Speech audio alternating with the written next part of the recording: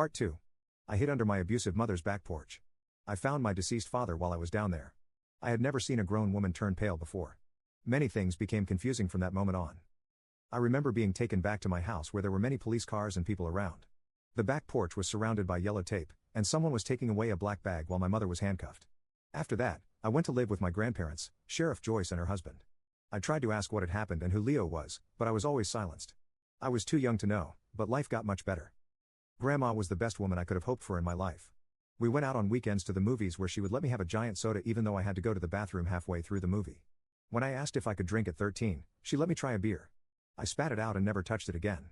She never judged me for my love of art, letting me paint my room several times over the years. I felt safe by her side.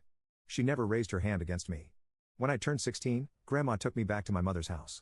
Everything had been torn down, but I could still see the yellow tape wrapped around some trees faded and torn. We sat together in the back of her truck. She opened a beer and drank half before taking out an orange soda for me. After drinking, she told me that Leo was my father. Luckily, she didn't tell me while I was swallowing. My father? I asked confused. Your real father. The man who lived with your mother was not your father. My grandmother took another beer. Leo was my son. I loved him so much, but when you were about 6 months old, he disappeared. My stomach sank. My mother just imprisoned him under the porch? I asked, starting to feel sick. Grandma took a deep sigh before leaving the beer unopened. It's something I could never understand.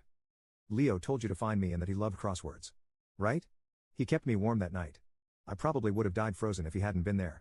I was a dumb kid, even I knew that. My grandmother was silent before opening the beer and drinking it all. Alex, Leo was dead all the time. He was dead when we found him. There were only bones left. The specialists confirmed it, and your mother confessed to what happened. They had a fight, and she pushed him down the stairs.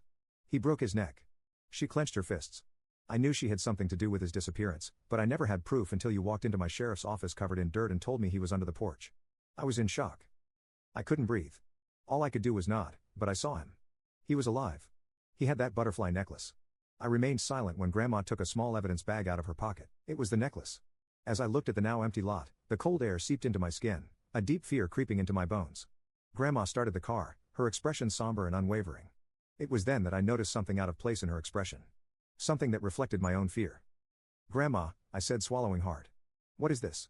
She took a deep sigh, her fingers drumming on the steering wheel before finally responding. You said Leo, your father, kept you warm that night. She seemed to be struggling with something, her words caught in her throat. Finally, after what seemed like an eternity, she turned to me with a pale face, her eyes full of concern. Your father wasn't the only one your mother buried under that porch, Alex. My heart pounded in my chest. I felt a chill run down my spine as I looked at Grandma. My mind unable to comprehend what she was saying. What do you mean? I choked on the words, my throat dry. Are you saying that I choked on the words, my heart pounding. Are you saying there are more people under the porch? She simply nodded, a tormented look in her eyes.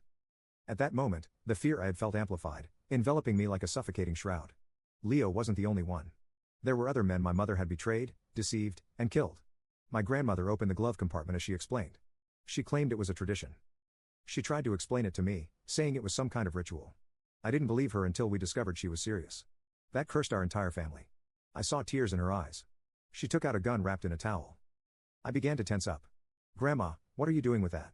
Alex, it's only a matter of time before you become just like your mother, and I become just like you. I saw a tear run down her cheek. She put the gun in my hand and whispered in my ear, pull the trigger so I don't have to. I'll go right after.